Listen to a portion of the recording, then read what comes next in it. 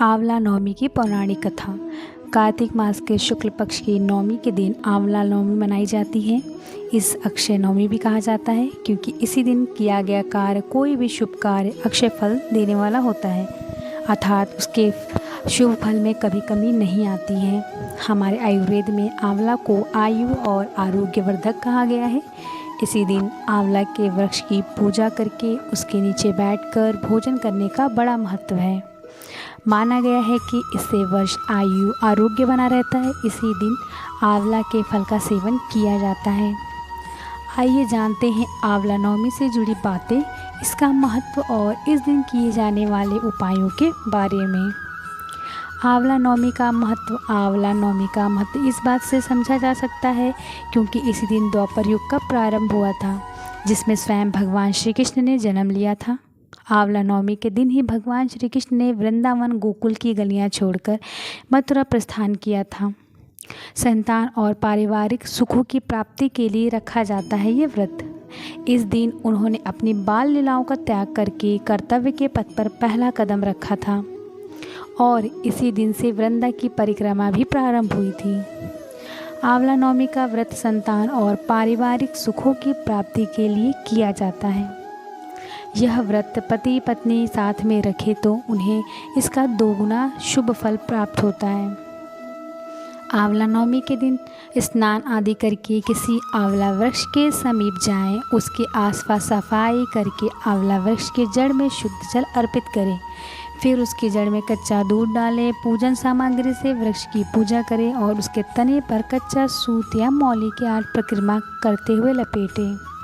कुछ जगह 108 परिक्रमा भी की जाती है। इसके बाद परिवार के सुख समृद्धि की कामना करके वृक्ष के नीचे ही बैठकर परिवार मित्रों सहित भोजन किया जाता है। आंवला को वेद पुराणों में अत्यंत उपयोगी और पूजनीय कहा गया है। आंवला का संबंध कनकधारा स्रोत से भी है। आंवला नवमी और शंकराचार्य की एक कथा आपको सुनाते हैं। एक कथा के अनुसार एक बार जगत गुरु आदि शंकराचार्य भिक्षा मांगने एक कुटिया के सामने रुके। वहाँ एक बूढ़ी औरत थी जो अत्यंत गरीब और दयनीय स्थिति में थी। शंकराचार्य की आवाज़ सुनकर वो बूढ़ी औरत बाहर आई। उसके हाथ में एक सूखा आंवला था। वह बोली, महात्मन, मेरे पास इस सूखे आंवले के सिवा कुछ भी नहीं है जो आपको भिक्षा में दे सकूं। शंकराचार्य को उसकी स्थिति पर दया आ गई और उन्होंने उससे उसकी मदद करने का प्रण लिया। उन्होंने अपनी आंखें बंद की और मंत्र रूपी 22 श्लोक बोले। यह 22 श्लोक कनकधारा स्रोत के श्लोक थे। माँ लक्ष्मी ने दिव्य दर्शन दिए।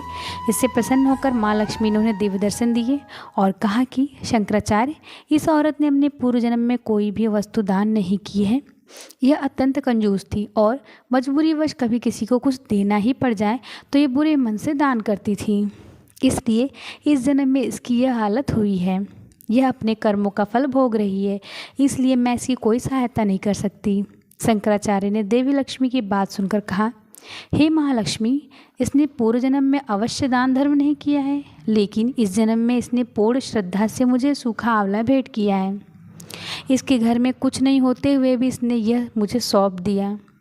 इस समय इसके पास यही सबसे बड़ी पूंजी है। क्या इतना भेंट करना पर्याप्त नहीं है? शंकराचार्य की इस बात से देवी लक्ष्मी प्रसन्न हुई और उसी समय उन्होंने गरीब महिला की कुटिया में स्वर्ण के आंवलों की वर्षा कर दी। जय श्री कृष्ण।